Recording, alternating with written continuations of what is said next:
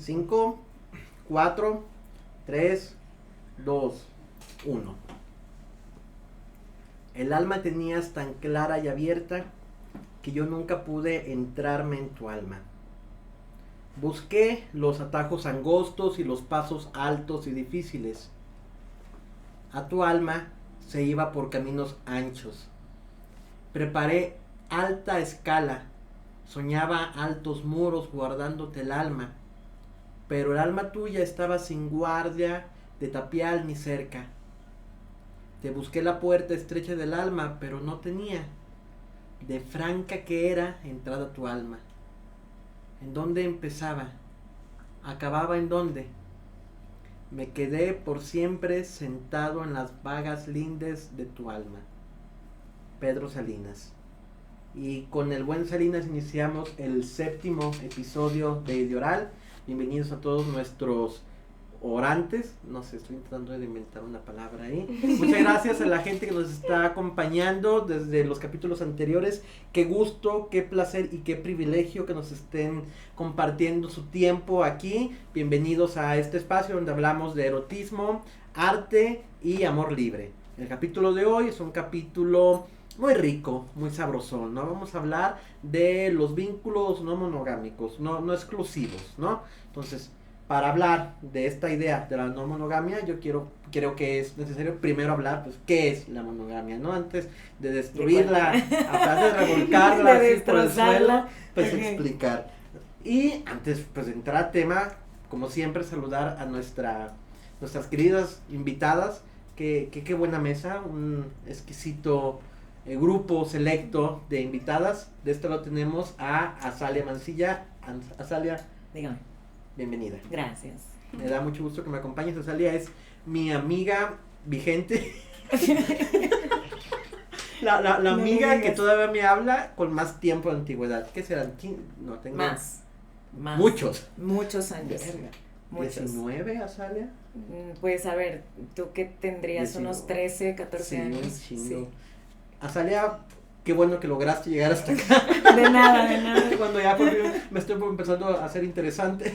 La verdad sí. No es cierto. Azalia, para la gente que nos está viendo en casa, que no tiene como yo la dicha de conocerte, ¿qué nos puedes contar sobre ti?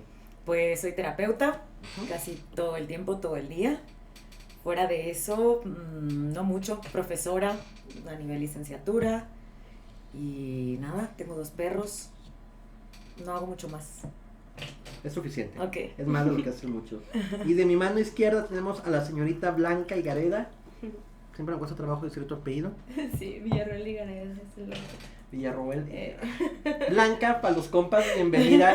Qué gusto verte. Gracias por acompañarnos en este espacio. Queremos pues agradecerte, ¿no? Tu tiempo y tu compañía. Y pues para la gente que no tiene el gusto de saber de tu larga trayectoria, ¿qué nos puedes compartir? Pues soy psicoterapeuta sexual.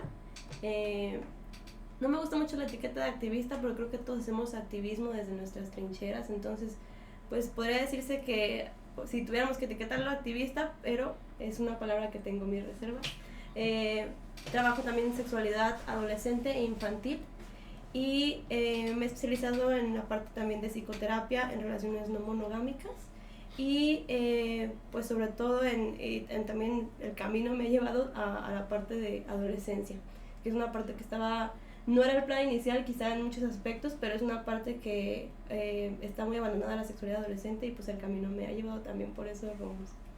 La sexualidad en general está muy abandonada. Sí. Más bien como muy recubierta, ¿no? Como muy todavía dentro del baúl. Claro. El tema de hoy no es sexualidad.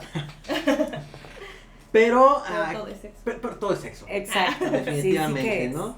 Sí que es. Entonces, para iniciar este pequeño espacio, pues ya lo mencionaba, hablemos de monogamia, ¿no? Hablemos de cómo fue consolidándose la monogamia como la conocemos. ¿Qué es la monogamia, Azalia? De la forma en la que yo la conozco, Por favor. Pues una manera de vincularse en la que solo 2 personas están dentro de esta relación afectiva y sexual. ¿Qué nos puedes decir desde tu perspectiva, Blanca? Primero que nada, de acuerdo. Y también es una construcción social que se requirió pues a partir de que viene toda esta parte de la propiedad privada, no es una manera de privatizar el erotismo.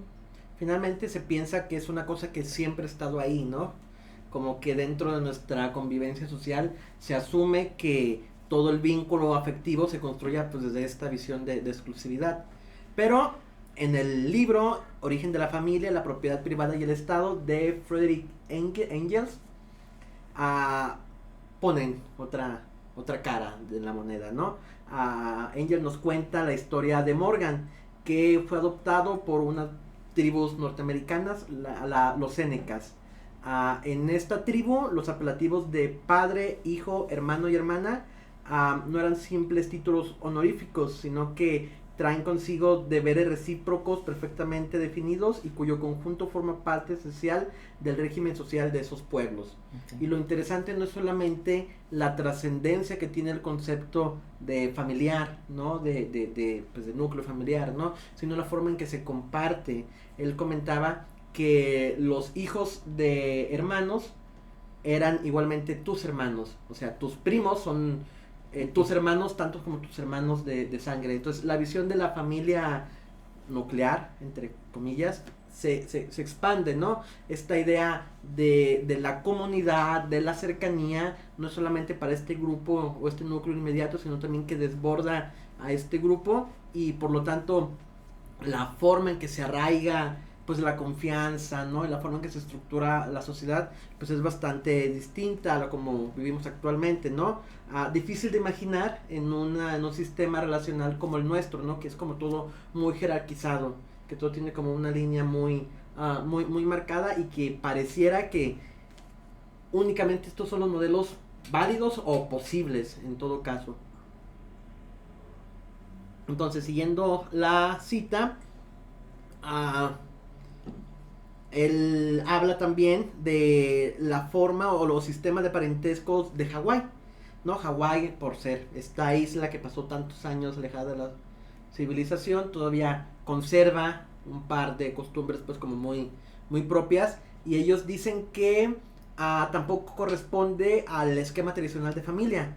En este país todos, me confundí, los hijos de hermanos y hermanas en excepción son hermanos y hermanas entre sí. Son los hawaianos los que son familiar correlativos entre todos. Y Morgan dice que el elemento, la familia es el elemento activo. Nunca permanece estacionada, sino que pasa de una forma inferior a una forma superior a medida que la sociedad evoluciona, de un grado más bajo a otro más alto. Los sistemas de parentesco, o sea, la familia se va estructurando o se va refinando conforme la sociedad pues va avanzando, ¿no? Es lo que nos comenta Morgan, citado en Engels. Pero los sistemas de parentesco, o sea, esta idea de hermano, hija, bla, bla, bla, son pasivos. Solo después de largos intervalos registran los progresos hechos por la familia y no sufren una modificación radical, sino cuando se ha modificado radicalmente la familia.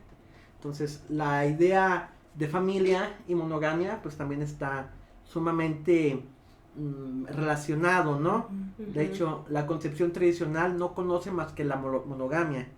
Al lado, quizá, otras figuras posibles que citan acá, la poligamia del hombre, y en algún caso ahí recóndito, más teórico que otra cosa, utópico, la poliandra de la mujer, ¿no? Que es lo mismo, pero con la mujer teniendo múltiples parejas, ¿no? Y curioso, ¿no? Como nuestro sistema occidental de parentesco nos hace creer que estas visiones, una, son únicas o universales, ¿no? Y dos, que han estado ahí presentes todo el tiempo, ¿no? Que han estado ahí vigentes durante toda la vida. Una frase muy sonada, ¿no? Y que es himno ya de muchos movimientos: lo personal es político, ¿no? La manera en que nosotros nos vinculamos con nuestras personas inmediatas, con nuestros círculos afectivos, finalmente también están tintados o están permeados por el contexto social, cultural, político en el que nos rodeamos. Por supuesto. Y a la inversa, la manera en que nosotros construimos los vínculos, puede llegar a alcanzar o a tocar, ¿no? Las visiones más amplias de la sociedad. De la sociedad, sí. ¿Va? Morgan se avienta un estudio bien cabrón, fue uno de los primeros como en adentrarse a explorar la relación entre la monogamia y la evolución de la familia. Morgan llega, de acuerdo con la mayor parte de sus colegas, a la conclusión de que existió un estado primitivo en el cual imperaba en el seno de la tribu el comercio sexual promiscuo, de modo que cada mujer pertenecía igualmente a todos los hombres y que cada hombre a todas las mujeres, ¿no? Entonces este güey, pues echando este mecanismo lógico, yendo hacia atrás, dice, seguramente, si hacia atrás, o sea, si nos vamos un poquito hacia atrás y los primos son hermanos, nos vamos un poquito hacia atrás y se nos siente más todos son de grande, todos, en algún punto todos éramos de todos. Pero Engels difiere un poquito, aunque aquel estudio social primitivo, aún admitiendo que haya existido realmente, pertenece a una época tan remota que de ningún modo podemos prometernos encontrar pruebas directas de su existencia, ni aún en los fósiles sociales más viejos, ni entre los salvajes más atrasados. Entonces, realmente esta idea de una sociedad orgística, de esta sociedad en el que es un todos contra todos todo el tiempo, solamente ha existido en la teoría de los antropólogos. No se ha podido encontrar una prueba o un fósil cultural, como le dicen acá mamadoramente, de que esto sea real, ¿no? Entonces, tratando de amasar lo que ya llevamos de contenido hasta aquí, la familia ha sido como la base estructural de la sociedad, y la manera en que la familia se ha configurado ha ido variando a la vez, al paso de los tiempos, pero siempre ha existido esta célula base, ¿no? Siempre ha existido como este punto de partida, esta partícula mínima, pues siempre ha sido como está ahí. Sí, y creo que también esta parte de el nombre con el que le llamamos ahora, ¿no? De familia, porque finalmente creo que lo que siempre ha existido, y bueno, es que quiera corregir a Engels, ¿verdad? Ni mucho menos, no quiero meterme en eso, pero lo que siempre creo que existió es la comunidad, o sea, el juntarnos en grupos, en hacer coerción, para ciertos fines, para protección, etcétera, pero en hacer coerción, perdón, en hacer grupos, hacer coerción, ¿no?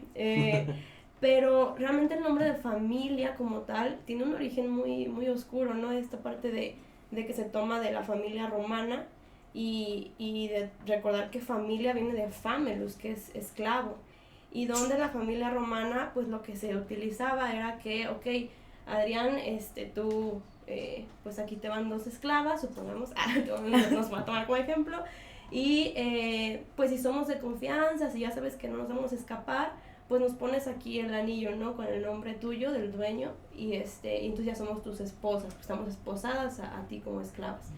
Y pues si son niños o niñas que ya nacieron tuyos, pero que igual puedes vender como una vaca, un buey, entonces les ponemos una, ¿cómo se llaman estas? Se me fue el nombre ahorita. ¿Esclavas? Una esclava, ajá, sí, se llaman. con el nombre también del esclavo adentro. Entonces, sí, las que van aquí en la muñeca, ¿no? Y que tienen tu nombre. Y que tienen tu nombre, y que es. mira, mi esclava. Entonces, este origen oscuro de la familia es muy importante porque de repente decimos, es que si se acaba la familia, se va a acabar toda la civilización, se va a acabar el orden social, casi nos vamos a autodestruir, cuando en realidad, pues esto es totalmente falso, no es una forma que viene de la esclavitud, y cuando entendemos eso, creo que entendemos por qué hay tanta violencia en la monogamia. Definitivamente.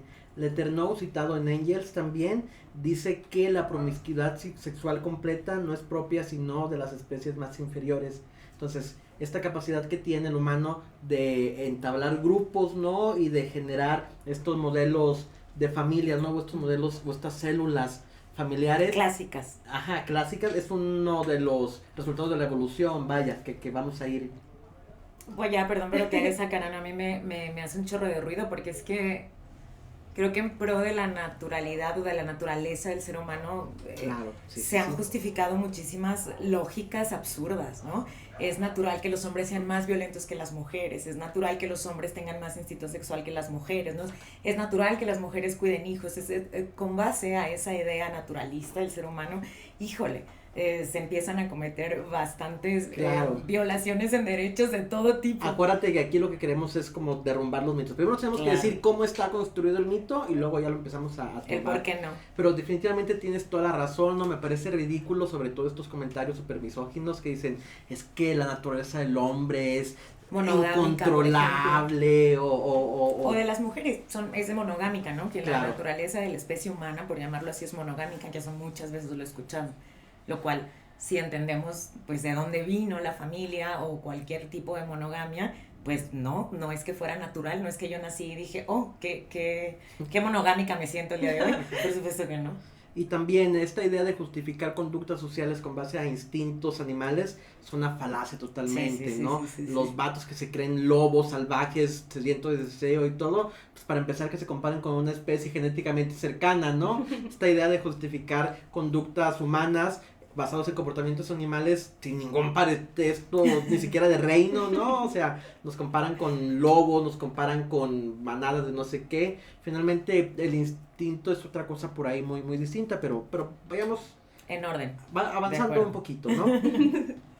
Siguiendo un poquito la lectura, nos comentan sobre el emparejamiento por largo plazo entre los vertebrados, o más bien, déjame reformular, que los vertebrados cuando se emparejan puede ser por largo plazo, pero que esto puede ser por razones fisiológicas.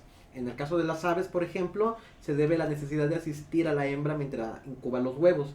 Entonces, yo creo que sí hay cierto componente biológico quizá, la raíz, o sea, yo creo que los comportamientos culturales sí tienen en su origen quizá algún tinte por ahí. Ujú. Y es interesante revisar de dónde viene, cómo se gestó y preguntarnos si puede seguir siendo vigente hoy en día en nuestro contexto. Ujú. La idea del instinto pues nos remonta a las cavernas, ¿no? Al Unga Unga y los taparrabos, ¿no? Hace años de eso. En una sociedad posmoderna, líquida, capitalista, estos esquemas basados en instintos o basados en justificantes de X, Y, Z siguen siendo válidos en nuestro contexto, siguen siendo los modos que necesitamos o que nos nutren o que nos pueden servir para vincularnos. Entonces, una de las razones, por ejemplo, que justifica la monogamia en algunos vertebrados Es natural, claro. es esto. Sí. Ajá. Le tornó conviene que no hay mamíferos, no hay en los mamíferos ninguna relación entre el grado de desarrollo intelectual y la forma de unión sexual. Entonces, vamos como complejizando las cosas, ¿no? Los vertebrados, como las aves y algunos otros reptiles, por ejemplo, no sé, construyen sus lazos monogámicos con base a la necesidad biológica, pero en los mamíferos no hay una correlación, ¿no? Finalmente los mamíferos de todas formas, ¿no? Monogamia, poligamia, manadas, X, Y, Z, ¿no? Las sociedades animales tienen cierto valor para sacar conclusiones a la sociedad humanas, pero solo en un sentido negativo, justamente lo que mencionabas, ¿no? Sí, está bien interesante tratar de encontrar por ahí los paralelismos, y sí está bien chido como tratar de meter la aguja para sacar la hebra por ahí, pero finalmente la antropología o la humanidad de lo humano es una cosa un poquito más compleja, ¿no? El vertebrado superior no conoce sino dos formas de familia, la poligamia y la monogamia. En ambos casos se admite un macho adulto, un marido. Los celos del macho son a la vez el lazo y el límite de la familia. Son lo que se opone a la horda. La horda la definen como la forma social más elevada, entre comillas. Se hace imposible en unas ocasiones y en otras se relaja o se disuelve durante el periodo del celo. En el mejor de los casos, su desarrollo se ve frenado por el celo de los machos. Entonces, estamos hablando de biología, todavía, separemos como que todos los animales, ¿no? Incluyendo los hombres. Conocen la familia, ya sea monogámica o poligámica, pero se caracteriza por la presencia de un varón, ¿no? Y los celos del varón son los que ponen Parcelas. parcelas, exactamente, alrededor de sus mujeres. Entonces ahí comienza como a construirse, y me gusta mucho como lo dice, ¿no? Desde el celo de los varones, finalmente. Que a la fecha me parece que esta visión del celo patriarcal sigue siendo ley en muchísimas circunstancias de la forma en que vivimos los vínculos. Sí. Y aparte también es bien interesante cómo se ha investigado y desde qué discursos se investiga, ¿no? Porque si bien hay discursos que justifican la monogamia en el instinto, también hay muchos discursos que justifican la poligamia en el instinto. Claro. O sea, finalmente hay muchos antropólogos que dicen que lo natural es la poligamia, porque finalmente la monogamia viene mucho después y viene a raíz de saber, bueno, ¿a quién le vas a heredar tu patrimonio? O sea, ¿de quién es mi hijo o mi hija? Y mucho antes de esto, digo, lo que nos dieron creo que en la torre a las mujeres fue que durante mucho tiempo éramos consideradas diosas porque se creía que pues sola tú la armabas, ¿no? Concebías sola y prácticamente dabas vida sola. Y cuando descubren que, bueno, dejamos de ser nómadas y descubren que ustedes varones ponen una parte importante en la concepción, y entonces ¡zas!, da todo este giro de la historia y se viene esta parte de la monogamia desde otra, como algo instaurado, ¿no? Incluso a mí me gusta mucho lo que dice Rita Segato, que es una pues falacia creer que el paso de los años es igual a evolución. O sea, realmente hemos involucionado en muchas otras cosas.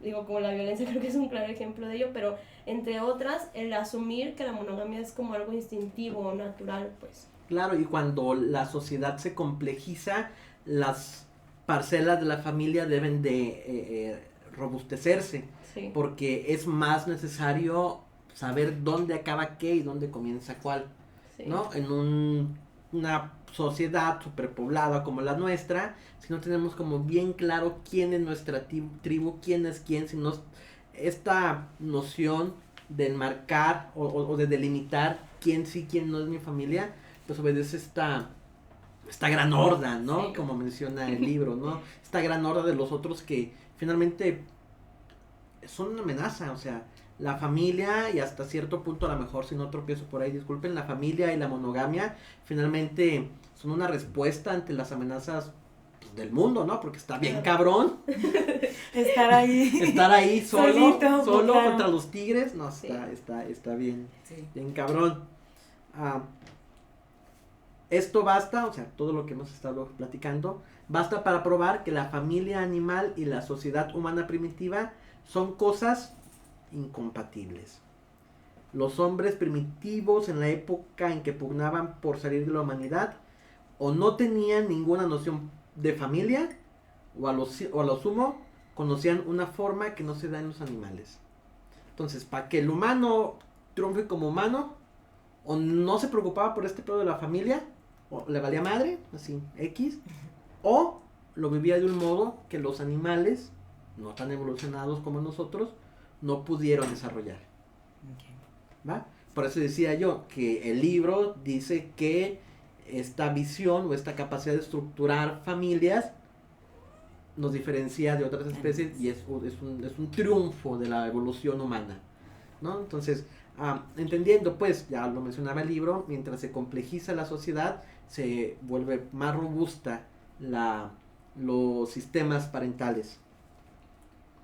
Un animal tan inerme como la criatura que se estaba convirtiendo en hombre pudo sobrevivir en pequeño número, incluso en una situación de aislamiento en la que la forma de sociabilidad más elevada es la pareja, lo que mencionaba un poquito, ¿no? Forma que, basándose en relatos de cazadores, atribuye Westermarck, otro autor que cita el libro, al gorila y al chimpancé. O sea, que cuando la cosa se pone fea en la sembla, mamá chimpancé y papá chimpancé agarran sus cosas y se van solitos, ¿no? Entonces, volvemos a mencionar, ¿no? Comportamientos animales que buscamos ahí construir algún paralelismo con la narrativa humana, ¿no? Más, para salir de la animalidad, para realizar el mayor progreso que conoce la naturaleza, se precisaba un elemento más: reemplazar la carencia de poder defensivo del hombre aislado por la unión de fuerzas y la acción común de la horda. Entonces, llegó el punto en el que ya no puedo valerme aislado de todos los demás. Llegó el punto en el que yo ya no puedo enfrentarme a la manada de tigres yo solo. ¿Qué hago? Me junto con alguien más. Invito a alguien más acá, ¿no? Finalmente, esta búsqueda o este mecanismo de resistencia fue lo que hizo necesario construir todos estos sistemas de parentesco, ¿no?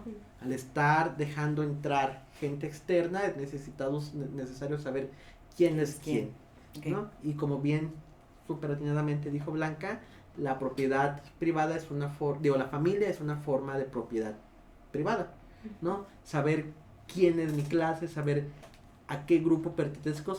Me acabo de acordar del meme. Uy, esa no es tu familia. Eso te costaba la vida. Eso te costaba la vida en el pasado. Cierto, cierto. ¿Y qué encontramos como forma más antigua y primitiva de la familia, cuya existencia indudablemente nos demuestra la historia y que aún podemos estudiar hoy en algunas partes? Preguntan y luego responden: el matrimonio por grupos. La forma de matrimonio en que grupos enteros de hombres y grupos enteros de mujeres se pertenecen recíprocamente y que deja muy poco margen para los celos. Finalmente, esta onda del sistema del parentesco y el sistema familiar, pues es un constructo social que se alimenta de las ideas del capital para poder, como atinadamente dijo Salia, poner cercas, ¿no? Y poder decidir y poder definir hasta qué punto somos nosotros y hasta qué punto son ustedes. Enfrente, claro. Entonces, si así pasa con la familia, o se concibe la familia, ¿cómo podemos concebir el matrimonio? ¿Cómo podemos o cómo podemos concebir la unión de dos sujetos, ¿no? La unión de dos familias. Finalmente, gran parte de la idea de exclusividad, ustedes me darán su opinión ahorita, tiene mucho que ver con esta necesidad de protección, con este recelo, ¿no? De que lo que es de la familia no salga de la familia, ¿sabes? Esta certidumbre, ¿no? Este saber que el patrimonio que estamos creando juntos es un patrimonio sólido, que la confianza que mi familia y mi herencia y mis metros de tierra que estoy acá van a estar seguros también contigo, y para poder tener esa seguridad tengo que tener pues este contrato, ¿no? Este acuerdo verbal, esta negociación, ¿no? Que con el paso del tiempo se fue volviendo en un sistema de propiedad. Mi esposa, mi hijo, mi bla bla bla bla bla bla bla. ¿Qué opinan? Y aparte esta parte, yo creo, perdón, no sé si... Adelante. Esta parte de que, bueno, hasta ahorita se sabe, todavía creo que hace falta mucho por indagar, pero la cuestión de cómo se juega el placer en todo esto, ¿no? Porque finalmente somos un grupo de seres vivos que se sabe que podemos tener sexo por placer, no nada más para reproducirnos. Entonces también creo que en lo macroeconómico fue muy conveniente, porque fue un sistema de control muy favorable. Es decir, si yo tengo mis obreros, a la gente vinculada en una cierta manera, a todas las personas igual, y no dejo espacio para el placer, sino solo para aquello que tiene que ver con lo reproductivo, entonces es una manera de control muy, pues que ha sido muy efectiva. Claro. Estos grupos donde podemos hacer cohesión, pero solo de cierta manera.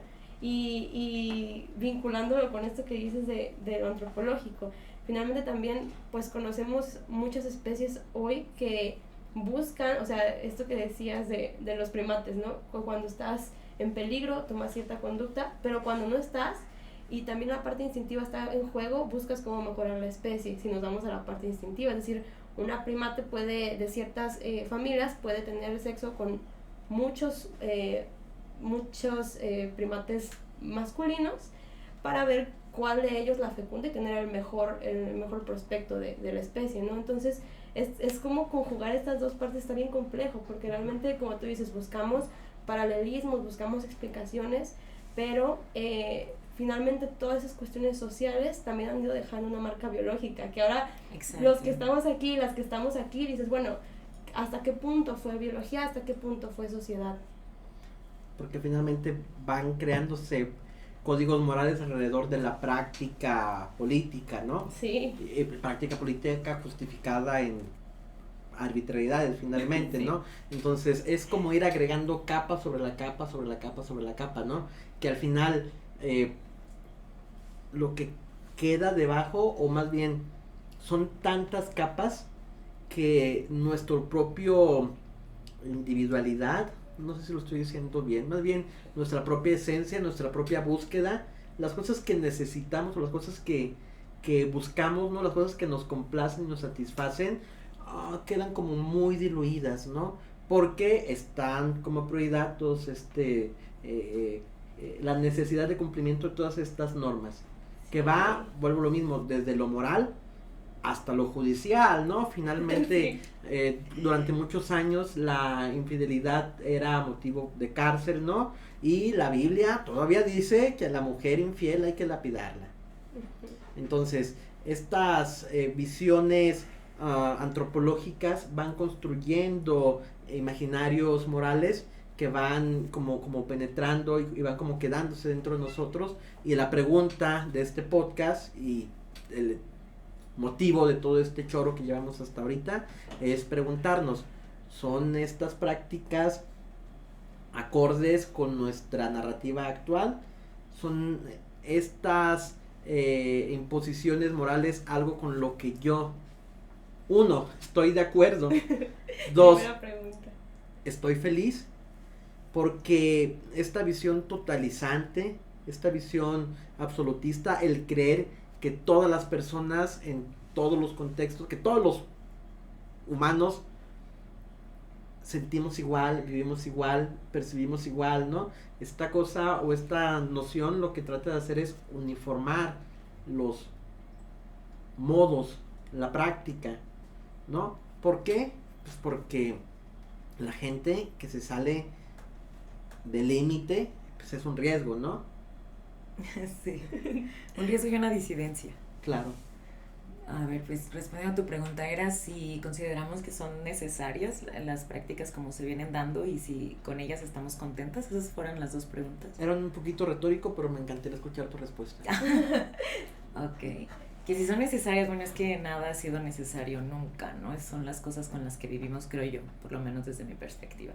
Necesario, pues, aire, comer, beber. Necesario muy pocas cosas, pero están allí y creo que sí, yo sí estoy como conforme con la idea de cuestionarnos, de tratar de abrirlo, por lo menos de fraccionarlo, herirlo un poco en pro de realidades que puedan complacer la vida de más personas. Esa sería mi respuesta, porque también que hay personas contentas en su monogamia, ¿no? Claro. Yo soy una actualmente, por loco que parezca, entonces creo yo que es bonito también saber que ninguna de los polos o de las aristas de vinculación es el deber ser de las cosas, porque si no volvemos al mismo punto de criticar la monogamia frente a la poligamia, entonces la poligamia es lo natural y todos los de enfrente son los malos y viceversa, y entonces ¿dónde está esta apertura de relacionarnos cada uno desde afecto, desde comunicación, respeto? Se pierde, se vuelve a perder. ¿Algún comentario? Y yo creo también sería importante hacernos la pregunta de necesario para quiénes, ¿no? Y para qué objetivos, porque como decía Foucault, que ha sido todo un personaje bastante controversial, es, bueno, cuando analizamos la historia podríamos analizar solo como una línea de eventos, ¿no? Pasó esto en tal año, pasó aquello, pero la idea es desglosar esta línea y decir, bueno, esto pasó porque ¿quién hizo que pasara? ¿Para qué querían que pasara esto?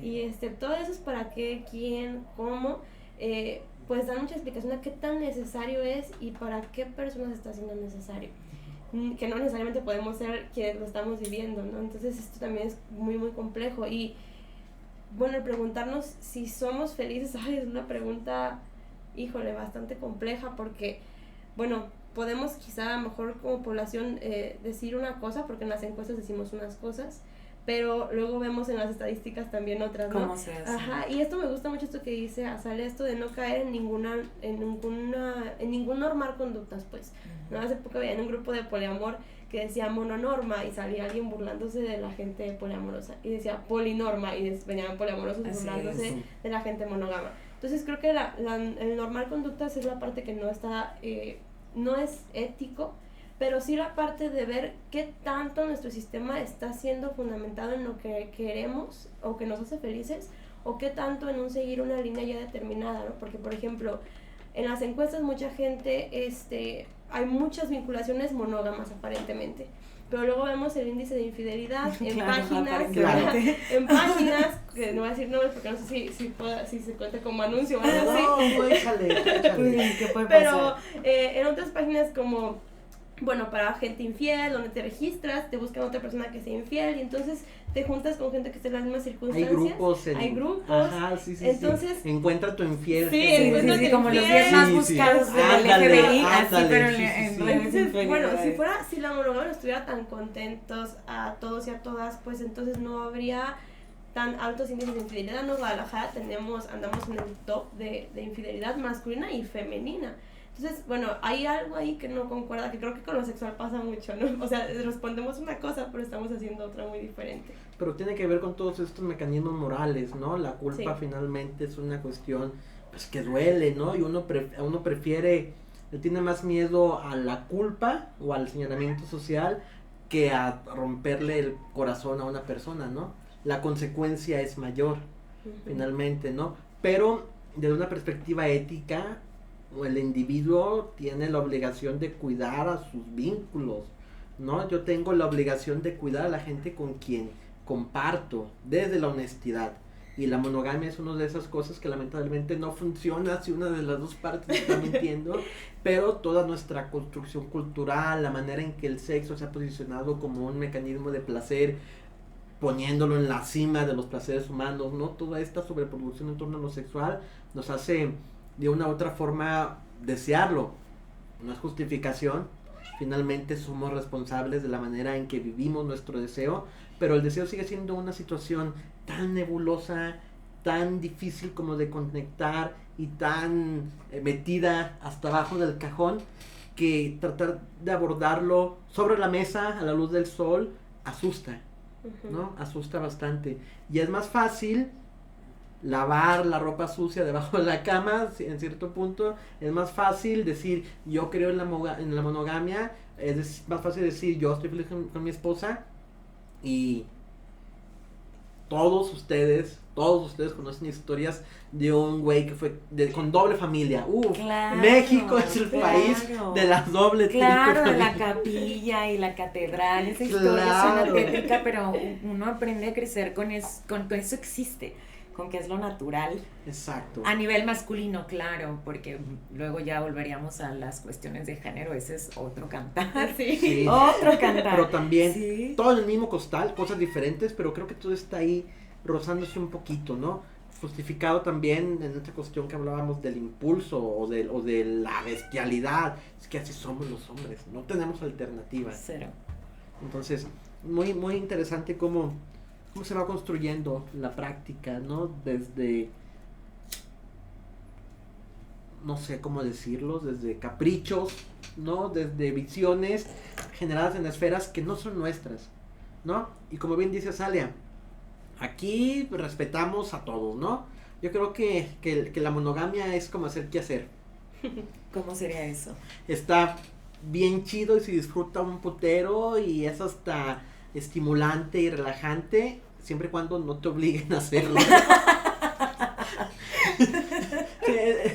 Sea tu casa, ¿no? La que limpias. Ándale, buenísimo. en el momento que alguien te lo impone, en el momento en el que no es algo con lo que tú estés 100% entregado y comprometido, se vuelve una carga, ¿no? Y el problema es que como, o más bien la situación, creo yo, es que como no existen otros modelos posibles, como no existe otra visión, como todo el mundo dice, es que esto es lo natural, esto es como se debe de hacer. Ay, sí. O sea, estamos hablando que apenas estamos popularizando términos como responsabilidad afectiva, ¿no? Apenas estamos popularizando el hablar las cosas de frente, ¿no? O sea, situaciones, no quiero decir alarmantes, pero sí, incluso hasta chuscas, ¿no? De lo mal que estamos en nuestra capacidad de mediar y de generar esta, pues, inteligencia emocional para acercarse a un vínculo sano, ¿no? Entonces, también, tema súper necesario, cómo demonios podemos hablar de relaciones múltiples con individuos tan incompletos, tan... Con habilidades cero. Exacto. Yo creo que le diste al clavo para mí. Digo, sé que estamos analizando un poquito el contexto macro y por qué se da lo que se da, pero en mi experiencia, si en algún momento estuve o estoy de acuerdo en relaciones abiertas, ni siquiera fue algo que yo haya leído, ¿sabes? Fue como algo que comencé a hacer y de repente al pasar de los años empecé a encontrarme a otras personas que ya tenían un nombre para eso, ¿no? Es como, lo que tú haces, Azalia, se llama así, y yo, ¿cómo? Como yo pensé que era la loca que no quería ser monogámica y la que estaba señalada por todo el mundo como la disidente, la que seguro que le tiene miedo al compromiso, y de ahí una serie de etiquetas que dolían en aquel momento. Entonces, imagínate, ¿no? Acabas, te digo, para mí, de darle al clavo. Estamos aquí, no sé, algunas personas aportando ideas y ofreciendo como alternativas diferentes para vincularse y para comunicarse, pero ¿cuántos somos en el contexto real los que nos preguntamos si de verdad esto es lo que queremos, si de verdad esto nos satisface, si estamos donde estamos porque yo así lo decidí o así me llevó el curso de la vida? Yo realmente creo que son pocos las personas que se cuestionan eso. Y cuanto menos, o sea, todavía menos el porcentaje de personas que tienen las habilidades de abrirse a otras posibilidades. Y no porque sea no natural en pocas personas y en otras la monogamia sea más natural. No, es que no se nos enseña ni siquiera para la monogamia, Adrián. Claro. O ni siquiera.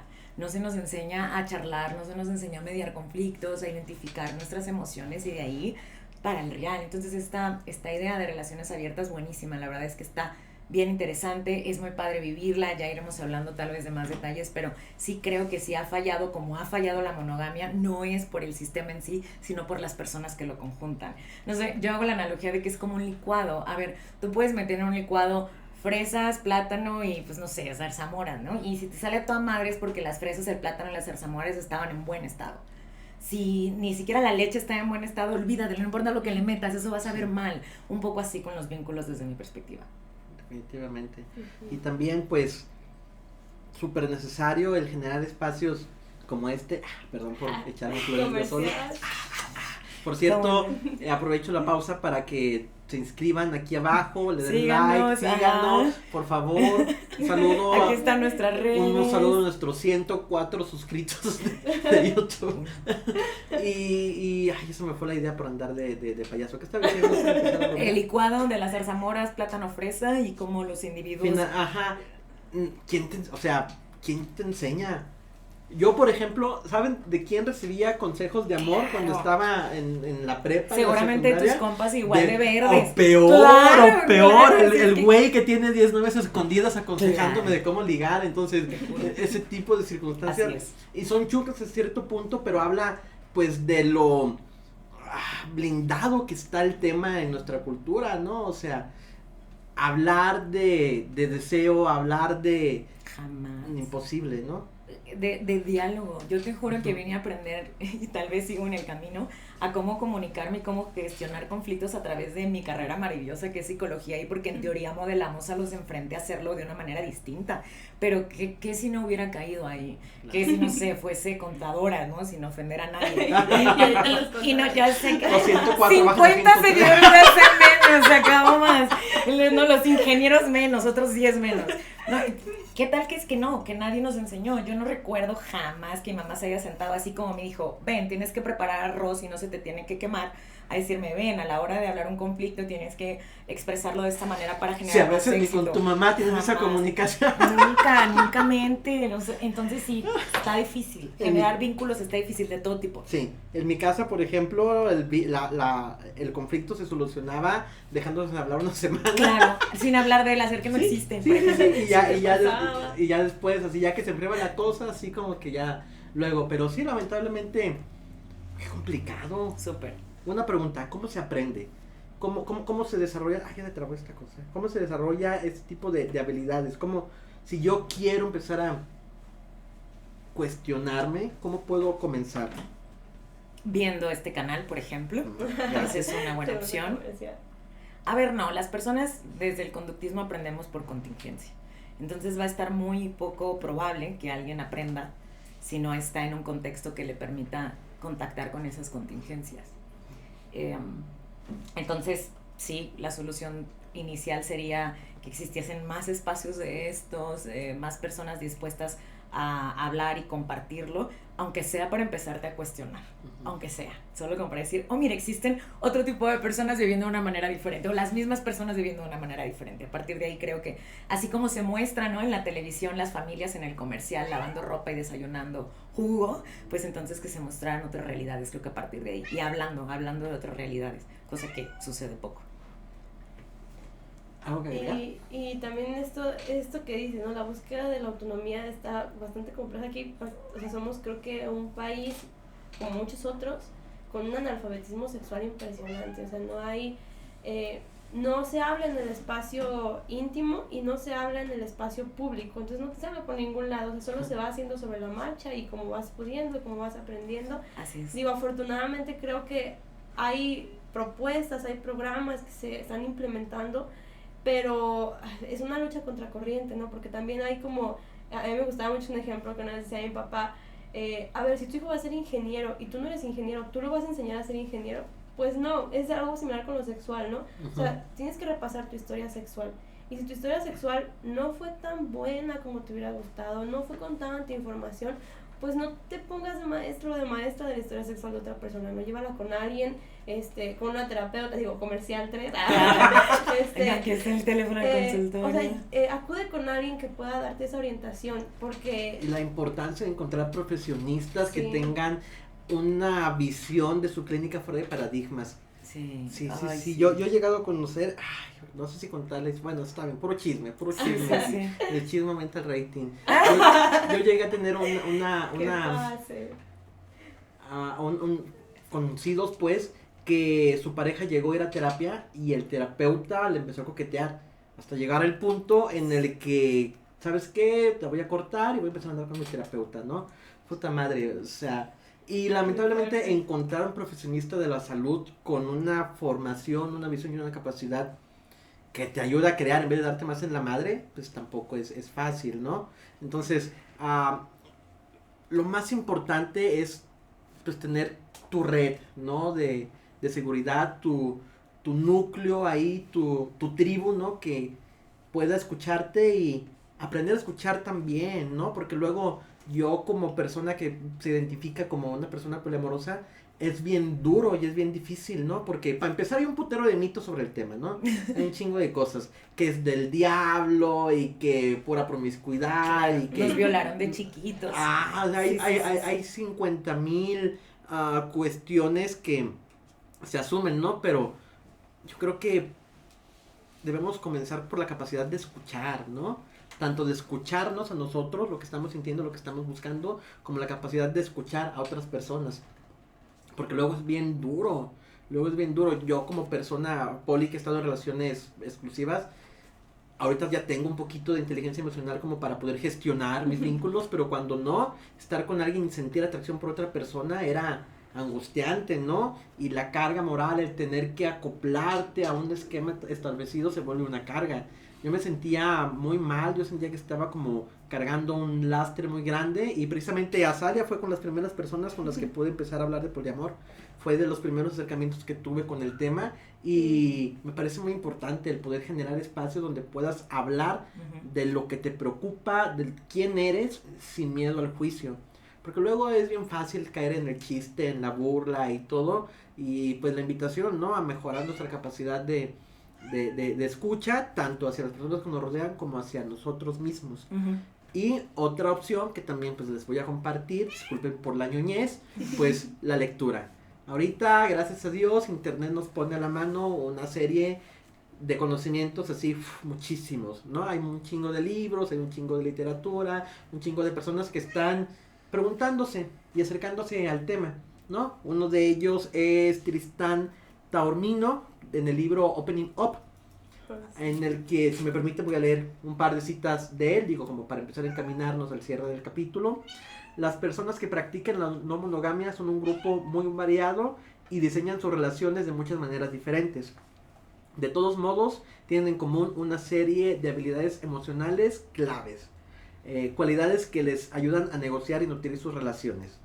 Si no tienes una idea clara de quién eres o qué quieres o sientes inseguridad respecto a ti y tu relación, probablemente te sea difícil navegar a través de la no monogamia. Otro mito también así bastante sonado, que la no monogamia es más fácil. De ese me voy a reír. Que las personas que están en la no monogamia es porque le tienen miedo al compromiso, Sí. porque le tienen miedo a, puta madre, es todo lo contrario. ¿Sabes cuál me encanta? Que es pura diversión. Tam- Que seguro la pasamos así genial todos los días. Y que tiene de malo pasarla genial todos los días. Bueno, que no es así. Que en ningún lugar la pasas genial todos los días. Finalmente, si construir un vínculo sano con una persona involucra un esfuerzo titánico, Exacto. construirlo con más de una Agotador. es agotador, ¿no?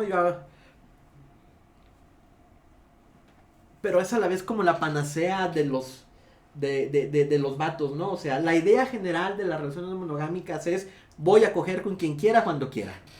Pero, o sea, ve que volvemos al licuado. Claro, ¿Ves cómo ya entró la claro. fresa a la licuadora en un estado de veremos? Finalmente hay algo ahí pues que se puede trabajar, ¿no? Yo a Salia le tocó conocer un grupo de poliamor que coordinaba. De hecho ahí conocí a Blanca también. Yo coordinaba un ciclo de charlas, charlas mensuales en torno a poliamor y relaciones no monogámicas, en donde pues el grupo fue creciendo, ¿no? Pero después de varios tiempo comenzaron a llegar miembros que me comenzaron a exigir que les llevara mazmorras, ¿no? O sea, como si fuera un pinche safari.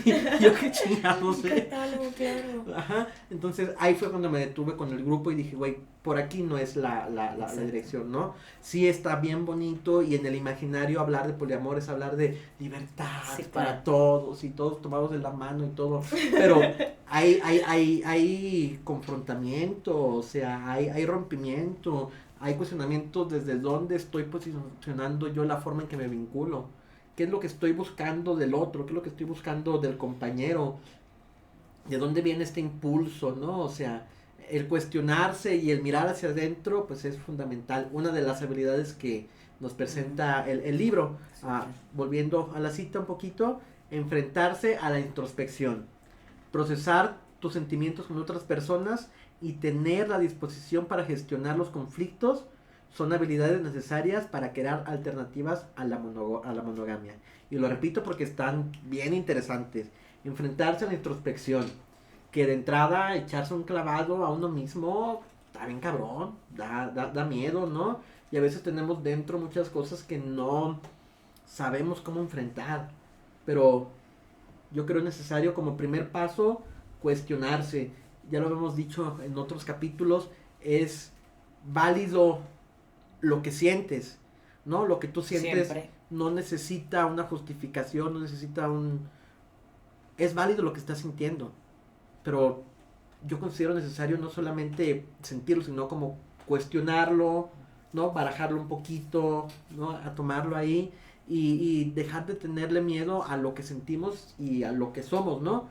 Yo me he encontrado con gente que viven feliz, ¿no? En esta onda, para los que no saben, yo soy tallerista de Shibari y de muchas otras cosas. Entonces, han llegado a mis talleres gente que dice, güey, yo he buscado esto toda mi vida. O sea, ¿no? Esa capacidad como de conectar con el deseo. No desde lo grotesco, no desde el morbo, no desde lo pornográfico, sino desde, pues, la esencia, ¿no? Sino desde decir, güey, esto es lo que estaba buscando y esto es lo que yo necesitaba. Es válido decir, güey, esto que tengo enfrente no me satisface. Y es válido preguntarse, ¿no? Entonces, la introspección, procesar tus sentimientos con otras personas. Sí, ver hacia adentro, esto es lo que siento, pero pues esto es un juego de multiplayer, Claro. ¿no? Entonces, güey, pues aquí traigo yo mi costal, ¿qué traes tú? No, güey, aquí traigo esto, a ver, es como compartir el lonche, ¿no? A ver, te cambio aquí, te cambio allá, ¿no? Y muchas veces hay problemas de compatibilidad, esta idea, se nos ha enseñado que el amor lo puede todo, ¿no? Que el amor es una fuerza absoluta y que con echarle un chingo de ganas vamos a salir adelante, vamos a estar bien, cuando realmente es duro, pero hay veces que no basta. No, hay veces que hay situaciones de incompatibilidad, de búsquedas, de proyectos, de De necesidades. valores distintos, qué sé yo. Ajá, y da miedo, porque el cuestionarle esto al compañero o a la compañera implica el riesgo de decir, güey, si es cierto, no machamos, Aquí no es, ¿no? si es cierto, no encajamos. Y es triste, y es duro, pero ¿sabes qué es más triste y sabes qué es más duro? Querer estar. Que te agarren la ferradera. Sí, Exacto, definitivamente. querer encajar a huevo. Entonces, por eso llegamos al tercer punto, a la disposición para gestionar los conflictos, ¿no? O sea, ni siquiera la habilidad, o sea, ni siquiera te dicen un curso de negociación. Que tengas ganitas de ver qué está que sucediendo. tengas disposición, Sí. porque pues son putazos, oye, es difícil. Pero fíjate qué irónico, perdón que te interrumpa. Yo te estaba escuchando, bueno, estas tres habilidades y pienso, es que no son superpoderes tampoco. O sea, no es como que te estén pidiendo atraviesa paredes y también tú debes de transformar el agua en vino. Nada, que es que eso lo debería. A lo mejor va a sonar horrible y aquí apedréenme, pero es que esto sería deseable en cualquier persona, para cualquier cosa, Claro. para relacionarse con tu gato, para relacionarse con tu hijo, con la vecina, con tu mamá, y ya no te digas con tu pareja, que es con quien duermes todos los días. No te están pidiendo nada extraordinario y tampoco me parece correcto que se vaya como, sí, es que para generar relaciones abiertas, no, es que creo que vivir en armonía, tal vez sonando idealista, estaría bien padre que tuviéramos todo esto. Uf, ojalá. Mientras, ¿algún comentario? Perdón. No, y este libro que mencionas está muy, muy padre porque Recomendadísimo. realmente es una guía para quien quiera o no quiera estar en una situación así. O sea, creo que es un libro que deberíamos leer cualquier persona, porque además hay mucha confusión, ¿no?, con los términos. O sea, creen que poliamor, decía un colega sexólogo, creen que poliamor es policoger con todo el mundo. Entonces, Claro. no, o sea, hay relaciones abiertas, hay relaciones cerradas, hay monogamia, hay relaciones mono, no mono, donde uno es monógamo y la otra persona no. Hay un montón, hay todo un glosario de relaciones que podemos partir en dos, ¿no? Poligamia y monogamia. Y el poliamor es solo una alternativa de la poligamia. Incluso el poliamor ha tenido sus propios rompimientos, ¿no? Sí. Poliamor jerárquico o no jerárquico, o anarquía relacional, que algunos dicen que sí es poliamor, otras personas dicen que no es poliamor. Claro, la Pues, gamia, hay un montón tal. de cosas y la gente escucha poliamor y creen que es como relaciones sexuales con todo el mundo, y realmente crear un vínculo y hacerte responsable de este vínculo. Digo, la tarea de las personas poliamorosas es una tarea pues titánica, porque como bien decía, ¿no? Sí es, como bien decías, Alex, sí es difícil con una persona, con más de una persona es todavía más complejo. Entonces, realmente puedes también entender que el poliamor implica un compromiso, implica habilidades diferentes, palabras como la conversión, el poder desear el bienestar de la otra persona, sororidad, si es que del tipo de vínculo, incluso, ¿no? Estos nombres que han surgido de llamarles polículas y decir el tipo de polículas, si son de 3, si son de 4, si son de 5, o sea, todo esto creo que hay mucho desconocimiento. Y finalmente creo que antes del poliamor y meterse en ese rollo, hablar y cuestionarte el amor romántico, seas Claro. monógamo o Sí, no seas monógamo. claro. Creo que eso deberíamos de añadirlo en ese Sí. cuatro puntos. Sí, porque cualquier Sí, persona, sea monógama eso sí. o no sea monógama, deberíamos de cuestionar el amor romántico, porque Totalmente. implica una carga de expectativas para otra persona. Es decir, la persona con la que te vinculas tiene que ser tu todo, tu compañera, tiene que ser tu amiga, tiene que ser tu amante, tiene que ser tu compañera de salsa, de cocina, con quien crías hijos. Y la realidad es que, bueno, la crianza también es una parte importante dentro de todo este sistema. Creo que mucho de la monogamia está fundamentado con la crianza. Hace poquito veía,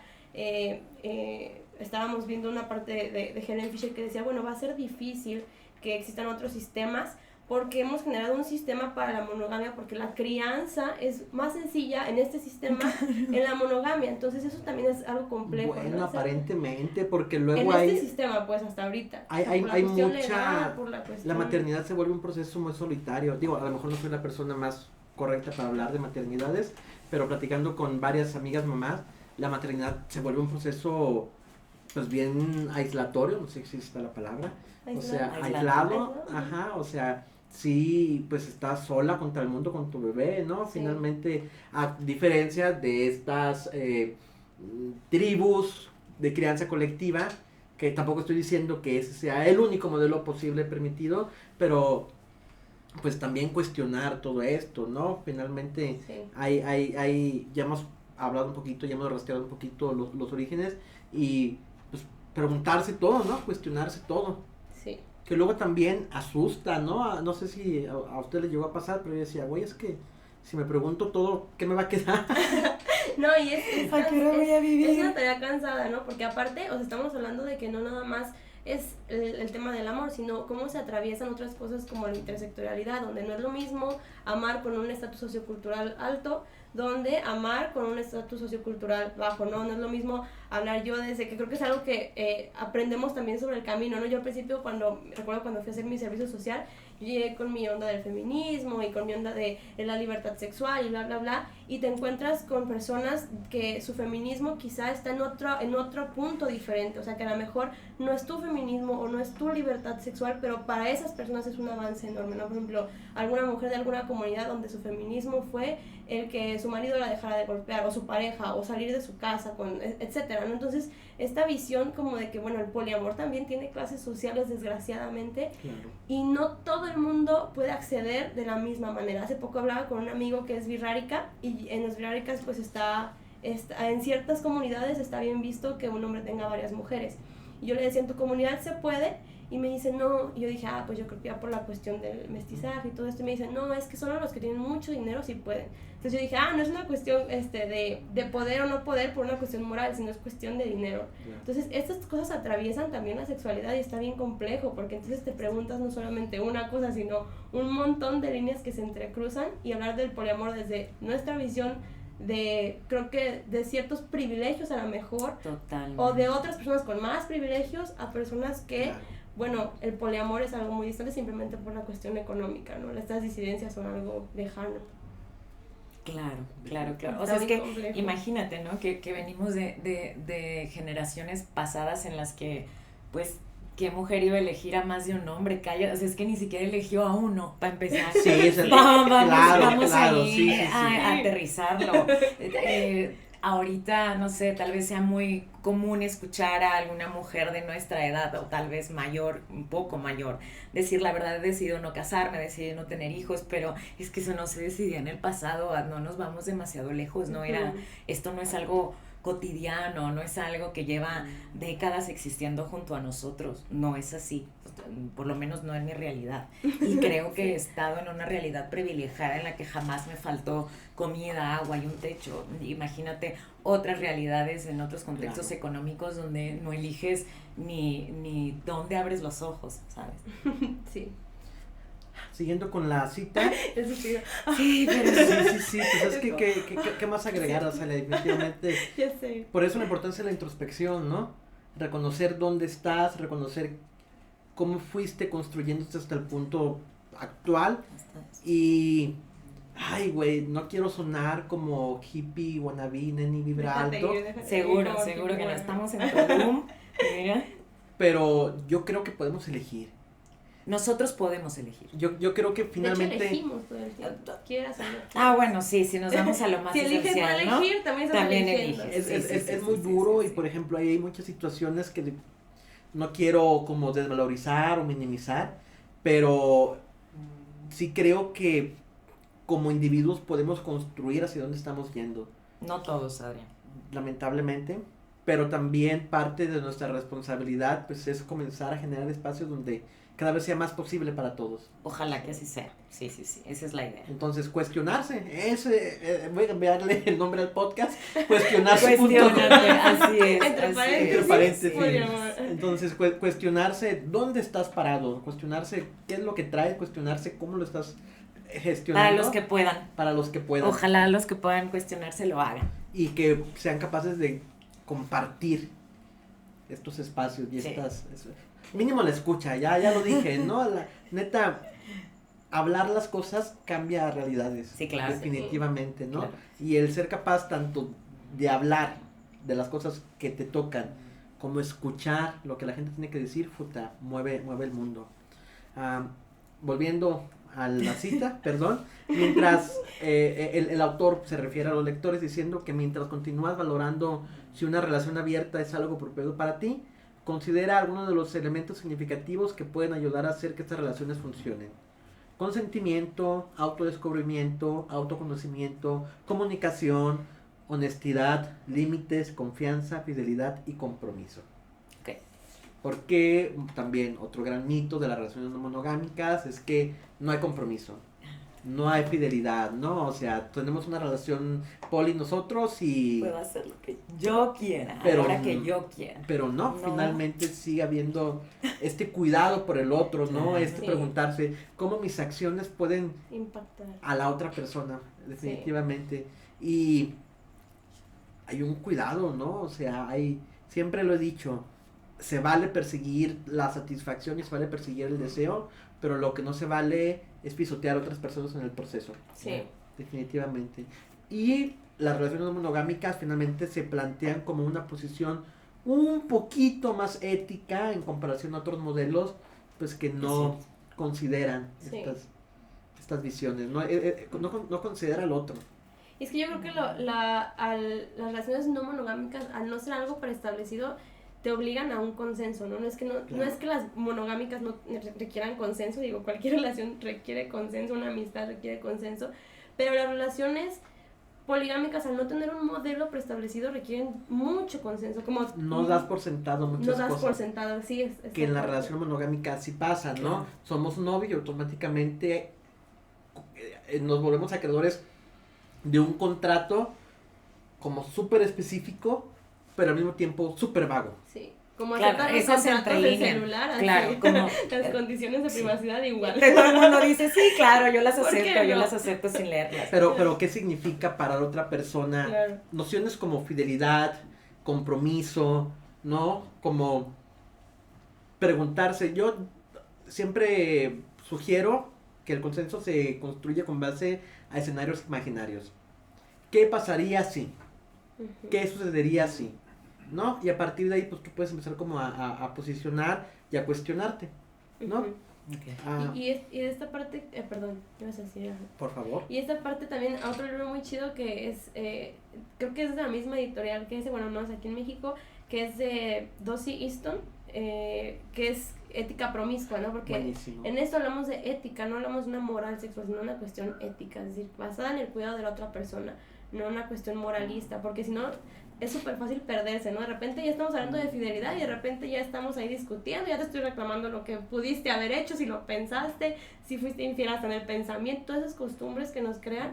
Y aquí hablamos de cuestiones éticas que creo que suena más complejo, pero a la vez es más fácil, ¿no? Tener una línea ética en muchas cosas, no solamente en las relaciones afectivas.